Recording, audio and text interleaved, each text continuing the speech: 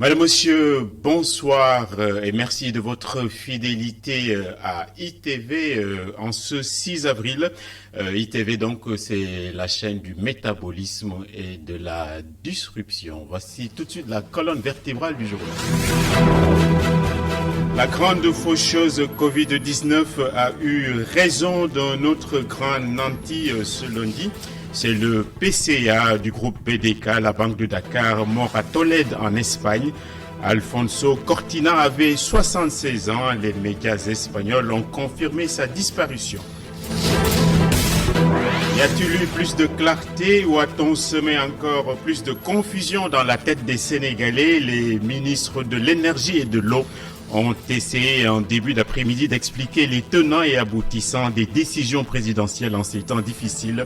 On verra que des zones d'ombre et un déficit de précision ont altéré le plan de communication des deux responsables malgré la noblesse des intentions. Les hôtels de la capitale et pas des moindres ont été réquisitionnés pour confiner des cas suspects. À Ngor-Diarama, par exemple, les responsables ne sont pas au bout de leur surprise. Des travaux y avaient été entamés et le personnel a été envoyé en congé. Le porte-parole du ministère de la Santé a communiqué ce matin sur l'éventualité de la généralisation du port du masque. Le morceau de tissu et d'étoffe est fortement demandé en ces moments de gestes barrières. C'est un nouveau filon pour nos maîtres tailleurs. C'est ce que nous verrons plus tard. Boris Johnson serait-il mal en point? Attaqué par le coronavirus depuis 11 jours, il a été contraint à l'hospitalisation. Des observateurs anglais commencent à demander qu'il cède la place du 10 Downing Street. Des informations non confirmées cependant prétendent donc qu'il est actuellement sous respirateur artificiel. Le développement de toutes ces titrailles dans un instant.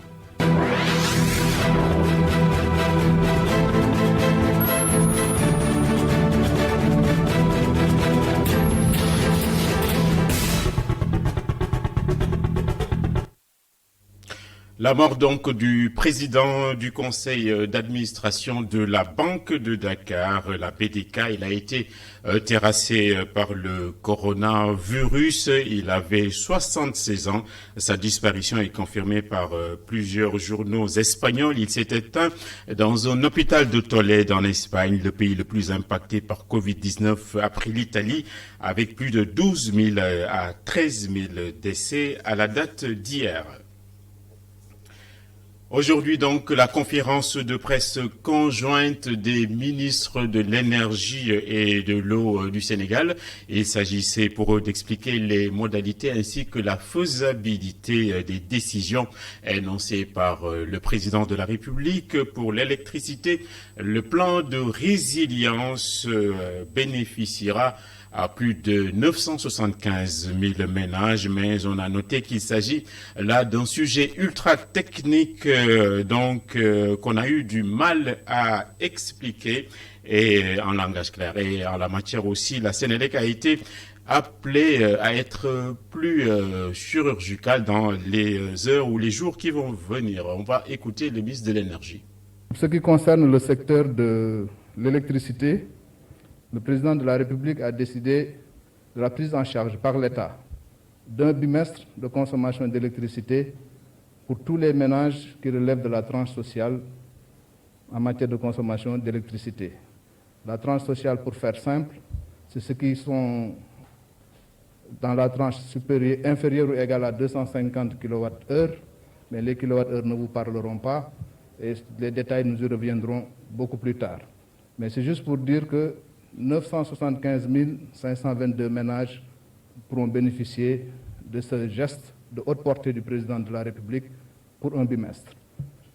Dans les modalités de mise en œuvre, nous demanderons à la Société nationale d'électricité, Sénélec, de revenir par un communiqué détaillé, mais également d'utiliser toute autre forme de communication pour toucher l'ensemble des cibles qui vont au-delà de ceux qui sont impactés et concernés. Les concernés, naturellement, sont les premiers intéressés, ceux de la tranche sociale, les 975 522 ménages, mais tous les Sénégalais sont concernés pour mesurer l'ampleur de cette mesure qui a été prise par le président de la République, qui vient en soutien au secteur de l'électricité et pour confirmer que chaque fois qu'il y a eu des renoncements sur la facturation de l'électricité, c'est l'État qui se substitue aux ménages pour payer à leur place. Aujourd'hui, dans le secteur de l'électricité, malgré l'ampleur non encore cernée de la crise, et nous n'en connaissons ni la durée, nous n'en connaissons encore ni l'ampleur. Le président de la République l'a dit et répété, nous sommes en train de faire une évaluation. Donc il faut concevoir ce programme comme un programme d'urgence et ce geste comme un geste de soutien dans l'urgence pour éviter que les ménages les plus vulnérables ne s'effondrent à cause de la crise. Parce que des entreprises sont à l'arrêt, des personnes sont confinées, les mouvements sont limités. Forcément, cela a un impact sur l'activité économique et la recherche de revenus pour ces ménages. En outre, le ministre a dit ne pas être au courant de difficultés d'approvisionnement rencontrées par la SAR, la Société africaine de raffinage. Il y a donc suffisamment de stock pour satisfaire la demande nationale, a-t-il dit. Quelques zones d'ombre aussi dans la communication du ministre de l'eau qui a confessé que la mise en œuvre sera complexe, sera cela davantage dans la ruralité. Les critères, objectifs et mécanismes transparents ne sont pas complètement cernés. On écoute Serine Baïtiam. En ce qui concerne le premier bimestre, pour les clients du secteur 1, dont les relevés de factures se feront à partir de mardi 7 avril 2020, le montant de l'avoir correspondant à la consommation de 20 mètres cubes, équivalent donc à 20 000 litres d'eau, ce montant d'avoir va figurer sur leur facture, pour les factures donc à émettre. Concernant les relevés qui seront effectués le 7 avril 2020, le montant de l'avoir va figurer sur la facture qui sera émise. Pour les clients maintenant pour lesquels la facture a déjà été émise et qui devait échoir le 15 avril 2020, pour ces clients, le montant de l'avoir, on va faire figurer ça sur la prochaine facture qui sera émise donc au mois de mai pour être payable vers le 15 juin. Ça va concerner la tranche sociale de tous les clients. La tranche sociale de tous les clients sera concernée. Ça veut dire que même les clients qui ont dépassé les 20 mètres cubes, l'équivalent de 20 mètres cubes viendra au titre de cet avoir-là qui sera émis. Ça, c'est pour le milieu urbain. Pour la consommation d'eau en milieu rural, les discussions qu'on a eues au niveau du gouvernement, le montant déjà a été budgétisé pour pouvoir prendre en charge cette consommation d'eau. Maintenant, le problème qui se posait, c'est un problème de mise en œuvre. Parce que vous savez qu'en milieu rural, il n'y a pas un organisme unique qui est organisé pour gérer l'eau en milieu rural. Il y a autant d'organes de gestion qu'il y a de forages. Ce qui fait que nous avons réfléchi et nous n'avons pas encore trouvé de principes, de mécanismes transparents et de critères objectifs pour pouvoir appliquer cette mesure et que ça bénéficie aux clients. Nous avons pensé maintenant utiliser ce montant pour faire des branchements sociaux, faire l'extension du réseau et réparer les forages. Mais le président nous a demandé aussi de rester ouvert à tous les acteurs, de rester ouvert par rapport à tous les acteurs et partenaires du secteur de l'eau en milieu rural pour voir quel est le meilleur mécanisme qu'on peut trouver, qui sera un mécanisme transparent, objectif, qui montre que ce montant qui est prévu pourra bénéficier à l'eau en milieu rural. Et en ces temps de crise sanitaire, plus de 700 chambres ainsi que 4 complexes hôteliers ont été réquisitionnés en plus des personnels, c'est le Lagon, Savannah, Ibis Novotel ainsi que Ngor Diarama. Dans ce dernier réceptif, les administratifs ont été pris de court alors qu'on s'y attelait à des travaux de réhabilitation. Abdourahmane Ly et Augustin Manda nous livrent ici les détails. C'est le calme plat à l'hôtel Ngor Diarama, l'un des hôtels réquisitionnés et mis à la disposition de l'État du Sénégal. À l'entrée, seul un vigile et une réceptionniste ont bon pied et bon œil. Un réceptif hôtelier qui est désormais assujetti à la réception des cas contacts au coronavirus tout le long de la période d'incubation. Une réquisition pas du tout surprenante au vu des rumeurs qui circulaient depuis quelques jours, apprend ce membre du secrétariat de l'hôtel. Maintenant, c'est fait. on a été saisi officiellement le 3 avril que l'hôtel sera réquisitionné. L'hôtel, le personnel et les services seront réquisitionnés donc pour héberger les cas contacts. Bon, ils ont demandé, ou bien ils ont pris, parce que c'est une réquisition, 280 chambres, si je ne me trompe pas, qui ne fait pas notre effectif en fait. L'hôtel Ngor Diarra fait 124 chambres. 174 chambres de moins par rapport à ce qui a été souligné sur l'arrêté portant réquisition. Voilà ce qui a surpris le personnel administratif. Plus intéressant, Pape Ousmane Dao apprend que 65 employés sur les 85 sont également en congé anticipé vu l'ampleur de la crise. Des employés qui, par ailleurs, sont également réquisitionnés. Maintenant, le souci avec cette réquisition, c'est quoi? Ces gens-là qui ont été mis en congé, la plupart, ils habitent loin. Et ce sont principalement des gens qui sont dans l'hébergement et dans la restauration. Maintenant, pour les faire revenir, d'abord, avec la réquisition sur le nombre de places dans les transports en commun, notre bus de transport, le transporteur a préféré arrêter, d'accord? Donc on n'a plus de cas de transport. Il y a les restrictions suivant le nombre de places dans les transports en commun. Et il y a aussi le couvre-feu. Parce qu'il ne faut pas oublier que nous, on fonctionnait 24 heures sur 24. On faisait les 3 fois 8. 8h, 16h, 16h minuit, minuit, 8h du matin. Les responsables de l'hôtel Ngor Diarra comptent bien profiter du moment pour procéder à une réflexion. On a une vanne qui est une DN90, donc, qui est tombée en panne. Donc, ce qui fait que, donc, en fait, c'est la vanne principale au niveau des citernes, vous l'avez vu. Donc, c'est la raison pour laquelle il n'y a pas d'eau actuellement à l'hôtel. D'ailleurs, c'est la raison pour laquelle, quand on a eu le décret, nous avons écrit au gouverneur de Dakar, M. Al-Hassan, et nous lui avons demandé de reporter la date au lieu du samedi 4 avril, mais de nous laisser au moins jusqu'au vendredi 10 pour pouvoir au moins effectuer un certain nombre de travaux pour permettre de mettre à disposition un certain nombre de chambres pour les cas contacts. L'économie des entreprises évoluant dans le secteur hôtelier est loin d'être épargnée par cette pandémie. Ngor Diarra aurait perdu près de 400 millions depuis les premiers cas confirmés au coronavirus. Tout a été annulé. Bon, certains même, on peut encore espérer parce qu'ils ont parlé de report. Mais la plupart des clients qui nous ont demandé, ils ont annulé. Bon, là, je n'ai pas les chiffres en tête parce qu'on a un peu travaillé dessus, mais c'est environ dans les 400 millions, suivant le nombre d'annulations. Donc, je dis juste les gens qui avaient demandé, qui avaient confirmé et qui ont annulé après. Un responsable hôtelier qui avait tout de même souhaité la confidentialité des hôtels réquisitionnés dans le but de garder la renommée, selon ses propres mots, des établissements. Voilà, du rififi donc à Ngor Diarra. Le monde avance en ce moment absolument masqué. Les masques, on en parle, sont en effet particulièrement demandés, et cela partout dans le monde, et de plus en plus de pays ainsi que de régions comme la Lombardie en Italie, c'est Milan et le nord donc de ce pays, les ont rendus obligatoires. Au Sénégal, face à la forte demande, les tailleurs ont trouvé un nouveau filon, ainsi que nous l'expliquent Oumar Khan et Séléman Diallo. La guerre des masques aura bien lieu et elle a déjà commencé. C'est peut-être ce qu'ont compris les tailleurs sénégalais qui se sont déjà mis à confectionner des masques de protection. La confection se fait en plusieurs étapes.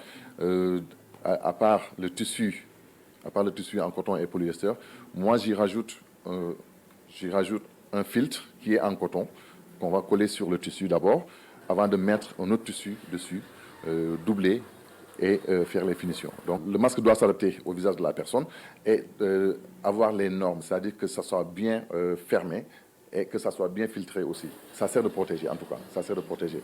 5 à 10 minutes seulement pour confectionner un masque de protection. Mais est-ce que ces masques peuvent avoir la même efficacité que ceux vendus dans les pharmacies? En tout cas, ce microbiologiste, lui, les recommande fortement à la population. Tous les masques ont un effet barrière physique. Quand on dit que ce sont les projections que vous sortez quand vous parlez, qui peuvent aller vers celui qui est en face de vous. Si vous avez un masque même en tissu, il arrête ces projections-là. Donc on n'a pas l'occasion de contaminer celui qui est en face de vous. Donc dans un contexte tel que nous l'avons aujourd'hui, l'idéal aurait été que tout le monde porte des masques, effectivement, mais ce n'est pas possible vu les moyens.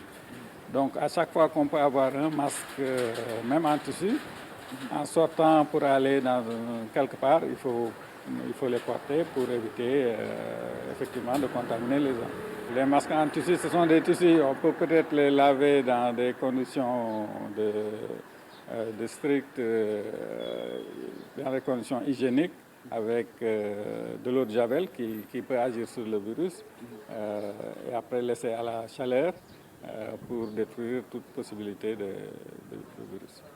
En France, le port de masque était auparavant jugé pas du tout nécessaire pour le grand public. Aujourd'hui, l'Académie de médecine recommande l'obligation d'en porter un pour toutes les sorties. Et à ce sujet, toujours le directeur du cabinet du ministre de la Santé a fait ce matin une préconisation allant dans le sens de la généralisation du port du masque, un outil efficace à ses yeux qui permet d'éviter la transmission du coronavirus. C'est la tendance, a dit M. Wali Diouf. Et si d'aucuns, c'est un autre sujet scandaleux, donc si d'aucuns ont opposé un mépris, d'autres n'ont pu s'empêcher de réagir immédiatement face au scandale, donc on l'a dit, du vaccin à tester sur notre continent. Et selon un microbiologiste qui a été invité ce matin dans notre matinale, l'Occident a déjà tant et tant de chats à fouetter pour donner des leçons, quelles qu'elles soient. On l'écoute au micro de Boubacar Dia. Si je peux être provocateur, est-ce qu'on ne devrait pas faire cette étude en Afrique? Une vague d'indignation et de mépris est née quand cette vidéo est parue. La vidéo en question parle d'un supposé vaccin contre le coronavirus qui serait testé en Afrique. Il s'agit du BCG qui serait utilisé sur le continent noir depuis plusieurs années. Il y avait un constat par rapport au BCG, qui est un vaccin contre la tuberculose. Et on s'était rendu compte que ce vaccin protégeait certes contre la tuberculose, mais protégeait aussi contre certaines maladies respiratoires. D'ailleurs, il y en a qui pensent que si l'Afrique n'est pas touchée autant que ça, c'est parce qu'il y a eu beaucoup de vaccinations contre le BCG. Et donc, des équipes ont proposé de faire des études pour vérifier si le BCG pouvait aussi protéger contre le coronavirus qui donne effectivement une maladie respiratoire. Ils ont commencé à le faire en Hollande, en Australie. Ils ont pensé qu'en Afrique aussi, ce serait bien de le faire. Si des hommes doivent servir de cobayes pour tester un vaccin, l'autorisation des autorités du pays ciblé serait nécessaire. Je dois quand même dire que dans ce genre de travail, on ne peut le faire que sous certaines conditions. La première condition est que le pays dans lequel on doit le faire donne son autorisation. Les autorités doivent donner leur autorisation pour que l'étude se fasse. Et pour cela, il y a des comités d'éthique dans pratiquement tous les pays qui doivent regarder le protocole, vérifier si c'est un protocole qui est acceptable, vérifier s'il n'y aura pas de dégâts par rapport aux populations, parce qu'on fait des études sur des hommes, il faut les protéger. Et donc, tant que le comité d'éthique ne donne pas son accord, on n'a pas le droit de commencer ce genre d'études. Hormis l'accord des autorités, les tests se font sur la base du volontariat avec des garanties. Mieux, lorsque le comité d'éthique et les autorités donnent leurs accords, cela ne peut se faire que sur la base du volontariat. Et quand on est volontaire, on doit vous exposer les faits. On doit vous dire qu'est-ce qu'on veut faire de vous. On doit vous dire quels sont les inconvénients, les incidents possibles, jusqu'à ce que vous compreniez ce qui va se passer. Et lorsque vous êtes d'accord, vous signez un consentement écrit pour dire que j'ai été contacté, on m'a expliqué, j'ai compris et je suis d'accord, je signe. À la question de savoir si l'Afrique devrait utiliser ce vaccin contre le coronavirus, le professeur pense qu'il serait judicieux de terminer les études sur l'efficacité du vaccin d'abord Ensuite viendra l'heure de son utilisation en Afrique ou pas. Donc, je pense que ce qui serait bien aujourd'hui pour calmer tout cela, c'est que les études qui sont lancées en Europe, puisqu'il y a beaucoup plus de malades là-bas, qu'on puisse les terminer. Parce qu'ils nous ont dit que d'ici quelques mois, on aura les résultats. Qu'ils les terminent, qu'ils sortent les résultats et après les gens discuteront. Est-ce que nous, on est intéressés ou pas? Avec les bons résultats de la chloroquine sur la COVID-19, certains ont tendance à verser dans l'automédication.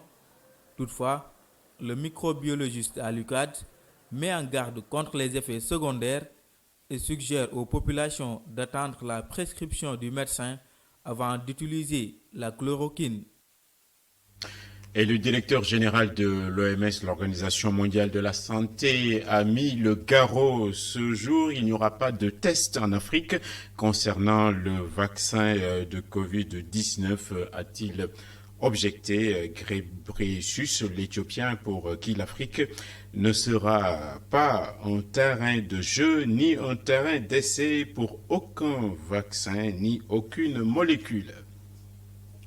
Le coronavirus est en quelque sorte le roi des arènes, sans aucun jeu de mots, pour avoir aussi terrassé toutes les disciplines sportives. Le ministre Matar Ba n'écarte pas de son côté une forme d'accompagnement pour les différents acteurs. Il était de passage donc ce matin chez nous. On l'écoute au micro de Boubacar Dia. Avec cette pandémie, c'est tous les secteurs qui ont été impactés. Pour ce qui concerne le monde sportif, nous avons tout de suite arrêté toutes les compétitions sportives pour participer à cette lutte-là, qui est une lutte qui interpelle l'ensemble des populations. Et c'est vrai que quand il y a arrêt, il y a impact. Mais nous sommes en train d'y travailler, surtout en ce qui concerne ceux qui sont dans surtout la ligue professionnelle, parce qu'en permanence, l'État est toujours aux côtés des associations sportives pour les accompagner, toutes les fédérations. Et nous sommes en train d'y travailler au niveau département ministère des Sports pour apporter notre contribution, les accompagner pour éviter effectivement que ces associations vivent des moments extrêmement difficiles après le Covid-19. Je pense que le plan global indiqué par le chef de l'État pour accompagner tous les secteurs, et vous l'avez entendu parler d'entre autres secteurs, nous, en ce qui nous concerne, au niveau interne, nous sommes en train d'aménager et de voir avec les fédérations concernées comment les appuyer pour continuer effectivement la promotion et le développement du sport sénégalais. Mais vous savez, le ministère des Sports a déjà un budget pour 3 ans. Ce qu'il faut dire, parce qu'on est dans le budget programme. Maintenant, ce qu'il faut dire, c'est qu'après, il faut analyser et remodeler ces budgets-là pour les orienter vers ce qui peut soutenir ces fédérations pour qu'elles puissent continuer à faire leur rôle, qui est un rôle de promotion d'abord, mais aussi un rôle de compétition au niveau international, mais aussi un rôle de développement. Et les derniers signaux émis par le bulletin du ministère de la Santé sont donc moins flippants et plus encourageants. Les Covid plus sont moins nombreux et les importations sont rendues nulles. En plus, il y a des guérisons notables. Mais attention, il ne faut pas et surtout pas baisser la garde en ce moment. On réentend la communication matinale du ministre. Le ministère de la Santé et de l'Action sociale a reçu les résultats des examens virologiques suivants. Sur 95 tests réalisés, 4 sont revenus positifs. Il s'agit de 3 cas contacts suivis par nos services et 1 cas issu de la transmission communautaire. 10 patients hospitalisés ont été contrôlés négatifs, donc guéris ce jour. Ils sortiront de l'hospitalisation tout à l'heure. L'état de santé des patients hospitalisés est stable.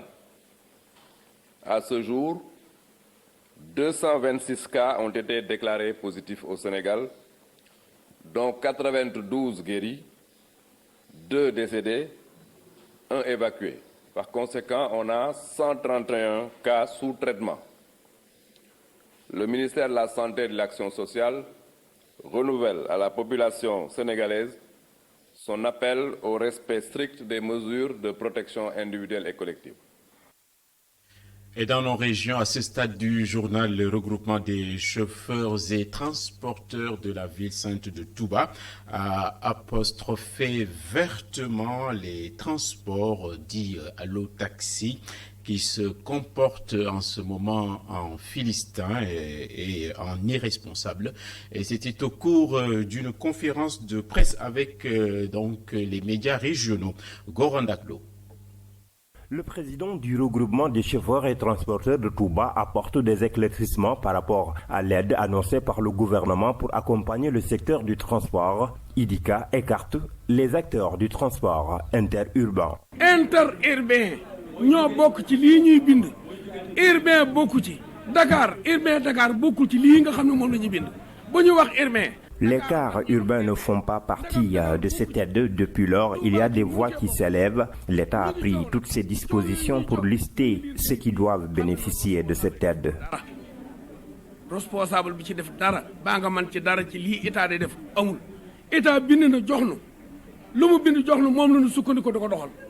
Ainsi, le président du regroupement des chauffeurs et transporteurs de Touba dénonce la démarche de certains syndicalistes qui, selon lui, n'œuvrent que pour leur propre intérêt. Ma dégg benn syndicat boo xam ni dafa wax te maanaam li am ci état bi bokkut ak état bi. Auparavant, les syndicalistes nous tenaient en haleine, mais depuis un bon moment, nous avons compris leur jeu. Ce qui se passe actuellement ne concerne nullement les syndicats. Am lu ma gis Abdoulaye Wade di jox kii nag du def noonu boo doon wax loo mën a wax ci àdduna ba nga ci àdduna du yëkkati dara de la ko jox. Concernant l'arrestation de certains chauffeurs de taxi Allo Dakar, IDICA se veut clair. Démb ci laa xëy ci Allo Dakar yi ànd ak police 14 personnes déféré nañu ko bërki démb 14 déféré nañu leen Allo Dakar. 14 personnes ont été déférées. Il faut qu'on sache que les taxis Allo Dakar ne sont pas légaux. Ils ne doivent pas transporter qui que ce soit. Ils sont des clandestins. Allo Dakar particulier la particulier wurtu dem di def transport. À Touba, la Covid-19 freine le transport depuis l'arrêté ministériel.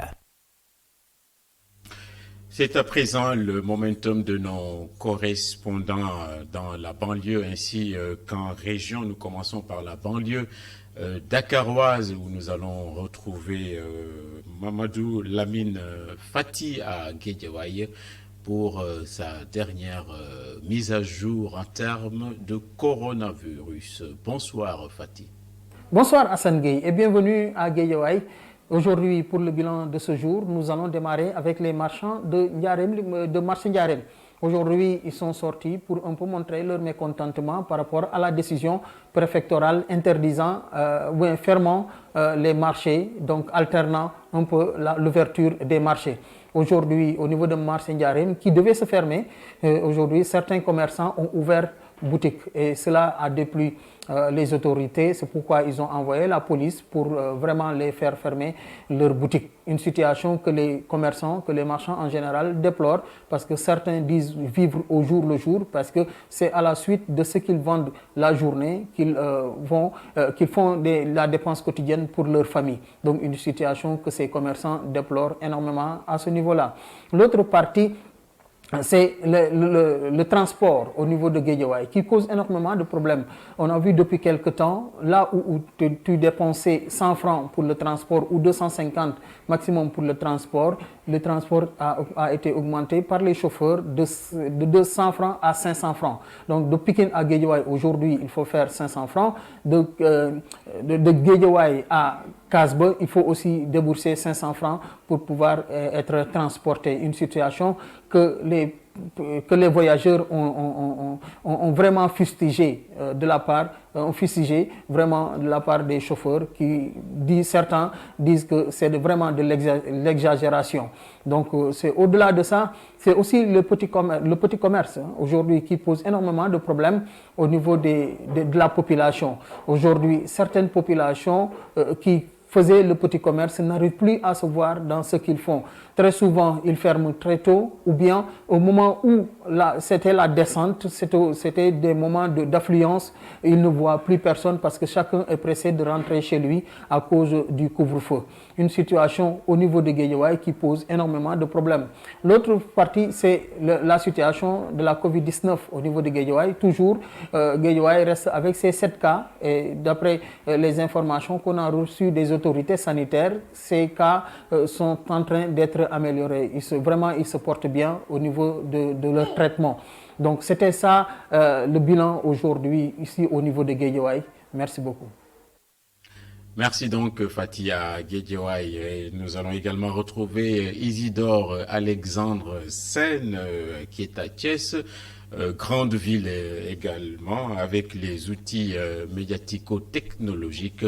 Il nous fait le point de situation chez lui. Bonsoir Isidore. Bonsoir Hassan, bonsoir à tous.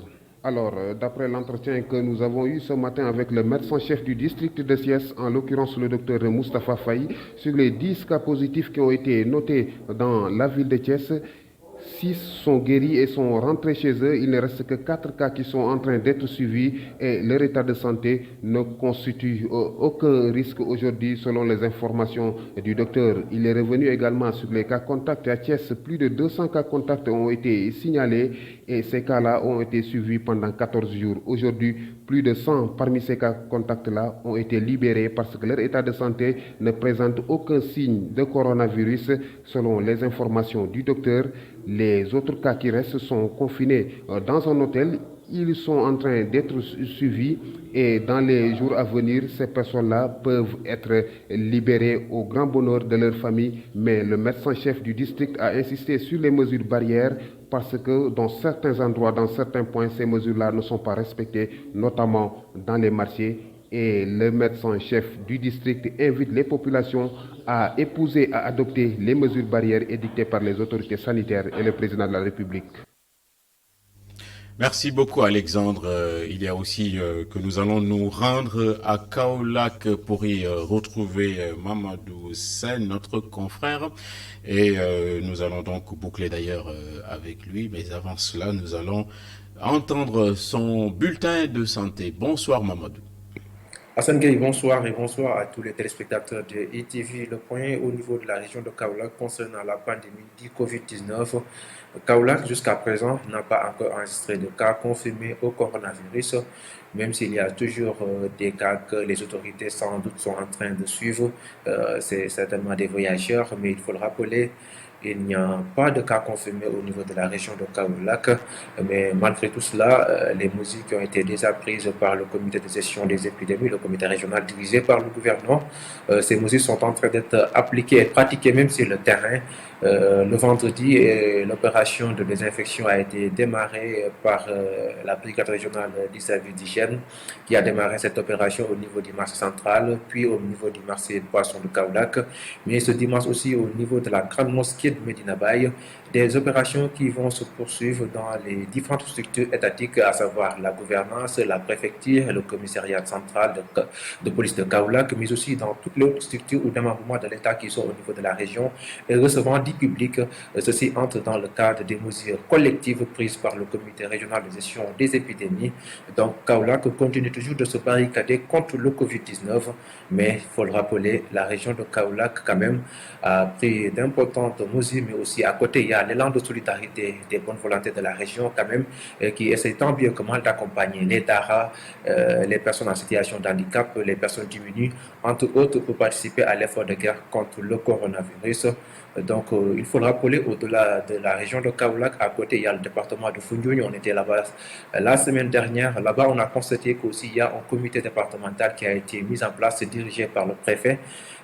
Peut-être Foundiougne, le problème, c'est que la région, ou bien le département plutôt, dans certains quartiers, il y a toujours une pénurie d'eau, mais néanmoins, il y a un dispositif qui a été mis en place avec des camions citernes qui font la rotation, l'histoire de pouvoir alimenter les quartiers du département de Foundiougne qui ne disposent pas encore d'eau en attendant l'achèvement des travaux de l'usine de dessalement du département de Foundiougne. Il faut le rappeler, la région de Kaolack n'a pas encore de cas confirmés au Covid-19. Merci Maud. Un petit mot sur l'actualité internationale pour signaler que la Grande-Bretagne est quasiment sans Premier ministre. Boris Johnson a été hospitalisé pour des examens complémentaires selon la version officielle donnée là-bas.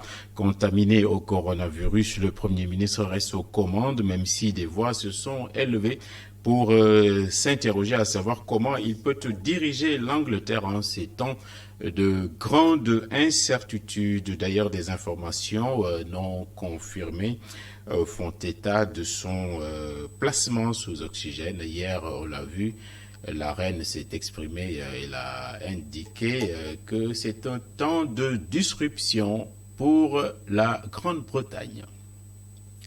C'est ainsi qu'on va finir le journal dans la soirée et donc vous allez avoir Khalifa Diakhaté en Kher Corona et en seconde partie couvre-feu avec Bouba et ses équipes.